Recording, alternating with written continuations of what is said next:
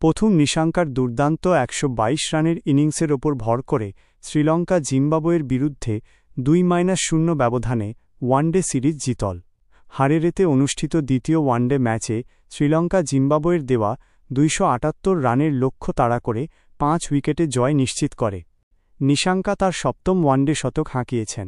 তার ১৩৬ বলে করা ১২২ রানের ইনিংসে ছিল ১৬টি বাউন্ডারি। এছাড়া অধিনায়ক চারিত আশালাঙ্কা ৭১ রানের একটি গুরুত্বপূর্ণ ইনিংস খেলেন।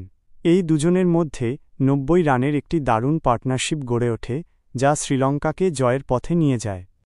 জিম্বাবুয়ের হয়ে বেন কারান ৭৯ এবং সিকান্দার রাজা ৫৯ রান করেন, যার সুবাদে তারা ২৭৭ রানের একটি চ্যালেঞ্জিং স্কোর দাঁড় করায়। কিন্তু নিশাঙ্কার অসাধারণ ব্যাটিংয়ের সামনে সেই রান যথেষ্ট ছিল না। এই সিরিজের প্রথম ম্যাচেও ৭৬ রানের ইনিংস খেলার জন্য নিশাঙ্কা সিরিজ সেরা খেলোয়াড়ের পুরস্কার জিতেছেন।